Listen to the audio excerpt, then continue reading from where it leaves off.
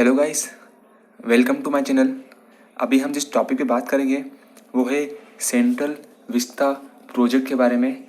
दरअसल central vista project अभी news में है, तो हम इसको डिस्कस करते हैं। सबसे पहले आपको पता होना चाहिए कि सेंट्रल विस्ता होता क्या है। दरअसल हमारा जो इंडिया गेट है, इंडिया गेट से लेकर के राष्ट्रपति भवन तक का जो 3 किलोमीटर का रास्ता है, जिसको हम राजपथ कहते हैं, वो प्लस उसके आसपास की जितनी भी गवर्नमेंट बिल्डिंग्स है, उन सभी को मिला के उस एरिया को हम कहते हैं सेंट्रल विस्ता। तो सेंट्रल विस्ता प्रोजेक्ट में इस पूरे एरिया को रिवैम्प करने का प्रपोजल है। मतलब कि इस प्रोजेक्ट के अंतर्गत इस पूरे एरिया को रिनोवेट करेंगे, नया बनाएंगे। इस प्रोजेक्ट में एक प्रपोजल है कि हमारे जो पार्लियामेंट है, जो कि अभी राउंड साइज में है, उसके स्थान पर, मतलब वो तो रहेगी सही, उसी के पास में एक ट्रेंगुलर साइज का पार्लियामेंट बनाएंगे। इसके अलावा जो वाइस प्रेसिडेंट और जो प्राइम मिनिस्टर है, उनके जो रेसिडेंस होते हैं, उनको राष्ट्रपति भवन के नज़दीक लाया जाएगा।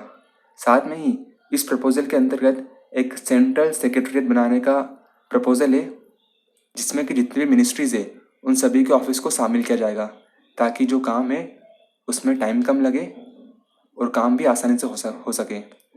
ये देखिए, ये मैंने एक स्क्रीनशॉट लेके रखा है। इसमें आप देख सकते हो, ये है इंडिया गेट, और ये इंडिया गेट से एक सीधा रास्ता जा रहा है जिसे हम राजपथ कहते हैं, और ये है हमारा राष्ट्रपति भवन। तो ये जो 3 किलोमीटर का एरिया है, प्लस इसके आजू बाजू जो भी एरिया है, उसको कहते हैं हम सेंट्रल विस्ता। तो इस प्रोजेक्ट के अंदर इस पूरे एरिया को रिवैम्प करने का प्रपोजल है। ओके, हम आगे बढ़ते हैं। अब देखिए, यदि इसी रास्ते पर जो मैंने बताया था आपको 3 किलोमीटर का जो रास्ता है, इस पर यदि आगे जाते हैं तो आपको आगे जाने पे 2 बिल्डिंग मिलेगी इंपॉर्टेंट। एक है नॉर्थ ब्लॉक और एक है साउथ ब्लॉक। ये जो राइट साइड में है, ये नॉर्थ ब्लॉक, इसे कहते हैं नॉर्थ ब्लॉक। इसमें दरअसल मिनिस्ट्री ऑफ फाइनेंस का ऑफिस है, मिनिस्ट्री ऑफ होम अफेयर्स का ऑफिस है, इसके अलावा मिनिस्ट्री ऑफ पर्सनल ट्रेनिंग का ऑफिस है। बल्कि ये जो लेफ्ट साइड में है, ये है साउथ ब्लॉक। इसमें मिनिस्ट्री ऑफ एक्सटर्नल अफेयर्स का ऑफिस है, इसके अलावा मिनिस्ट्री ऑफ डिफेंस का ऑफिस है, पीएमओ का ऑफिस भी इसी बिल्डिंग में है। ओके, हम और आगे बढ़ते हैं।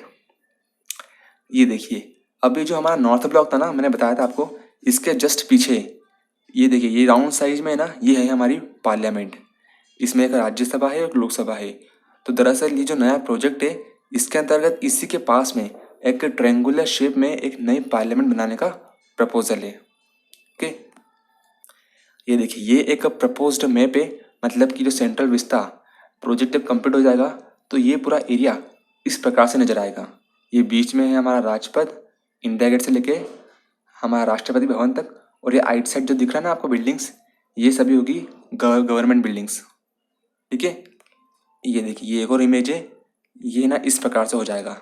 इसमें देखिए, जो लेफ्ट साइड में है, यहाँ पे है प्राइम मिनिस्टर रेसिडेंस, फिर उसका आगे प्राइम मिनिस्टर ऑफिस, फिर इंडिया 875।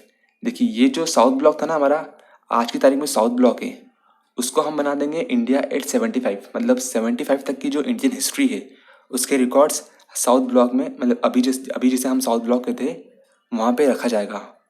इसके आगे आएगा एक सेंट्रल कॉन्फ्रेंस सेंटर, और फिर उसके आगे है सेंट्रल विस्ता। बल्कि ये जो, यदि हम देखते हैं राइट साइड में, तो राइट साइड में एक है एमपीज़ ऑफिस। जितने भी मेंबर ऑफ पार्लियामेंट्स हैं उन सभी के लिए एक ऑफिस बनाया जाएगा। उसके आगे है द मेकिंग ऑफ इंडिया। ये जो नॉर्थ ब्लॉक है ना, ये कहलाएगा द मेकिंग ऑफ इंडिया। फिर उसके आगे आएगा म्यूजियम ऑफ इंडियन डेमोक्रेसी। हमारी जो भी एग्जिस्टिंग पार्लियामेंट है राउंड शेप में, ये कहलाएगी म्यूजियम ऑफ इंडियन डेमोक्रेसी। इसके आगे एक होगा हमारा पार्लियामेंट हाउस, जो कि नया बनेगा ट्रेंगुलर शेप में। और फिर उसके आगे होगा एक सेंट्रल सेक्रेटरीट, और फिर उसके आगे होगा एक secretariat annex and support facilities. तो इस प्रकार का ये प्रपोज्ड प्लान है। ओके ओके, ये अब आगे बढ़ता हूँ मैं। ये देखिए, ये एक शेप है, मतलब ये फोटो मेरे पास, ये जो राउंड शेप में है, ये है हमारी ओल्ड पार्लियामेंट, मतलब जो एग्जिस्टिंग पार्लियामेंट है। और जो न्यू पार्लियामेंट है वो जस्ट इसके पास में इस प्रकार से एक ट्रेंगुलर शेप में बनाई जाएगी।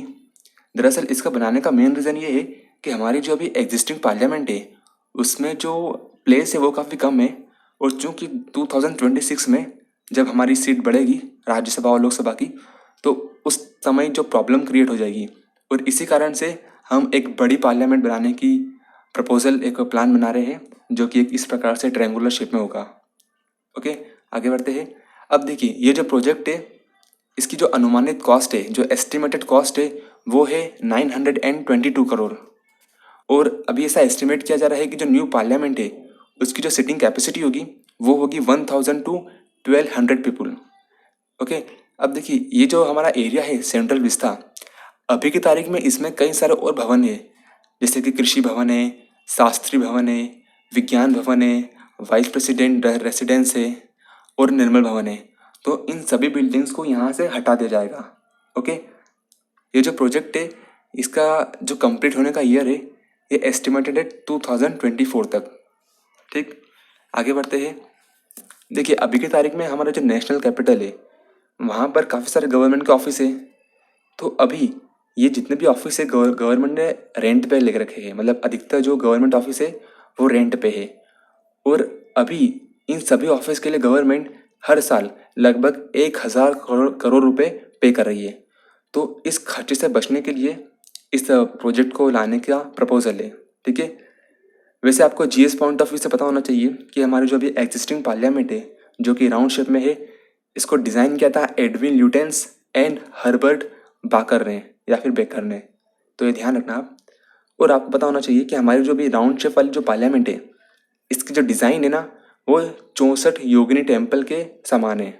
ऐसा माना जाता है कि हमारा जो डिज़ाइनर थे पार्लियामेंट के Edwin Lutyens and Herbert baker, उन्होंने 64 योगिनी टेम्पल को देखने के बाद ही हमारी पार्लियामेंट को डिज़ाइन किया था। ये जो 64 योगिनी टेम्पल है ये है हमारे एमपी में है। ठीक, अब दरअसल ये जो पूरा मैटर है ये न्यूज़ में इसलिए है क्योंकि अभी काफ़ी सारे जो इकोनॉमिस्ट है और जो एक्सपर्ट्स है उनका कहना है कि चूँकि पेंडेमिक के कारण इंडियन इकोनॉमी है उससे काफ़ी लॉस हुआ है, तो गवर्नमेंट को फ़िलहाल के लिए इस प्रोजेक्ट को अभी रोक देना चाहिए और जो पैसे है उसे दूसरे डेवलपमेंट जो प्रोजेक्ट्स है उनमें खर्च करना चाहिए।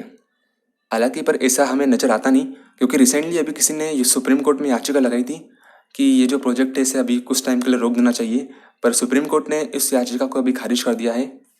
इसी के अलावा अभी 1-2 दिन पहले ही हमारी जो एनवायरनमेंट मिनिस्ट्री है उसने भी इस प्रोजेक्ट को एक हरी झंडी दे दी है। तो लग तो रहा है कि प्रोजेक्ट आगे बढ़ रहा है, पर जो कांग्रेस पार्टी है वो भी इस जो प्रपोजल को अभी पूरी तरीके से अपोज कर रही है। कांग्रेस कह रही है कि अभी जो प्रोजेक्ट है इसे अभी रोक देना चाहिए और गवर्नमेंट को जो दूसरी जो प्रायोरिटीज़ है उन पर फोकस करना चाहिए। तो देखते हैं अब क्या होता है आगे। तो ये लेक्चर में इतना ही था। आई होप आपको ये वीडियो अच्छा लगा होगा। यदि आपको ये वीडियो अच्छा लगा तो आप इसे लाइक करिए, इसे शेयर करिए और हमारे इस चैनल को सब्सक्राइब करिए ताकि आने वाले हर वीडियो का नोटिफिकेशन आपको मिल जाए। So thank you for watching this video and have a nice day.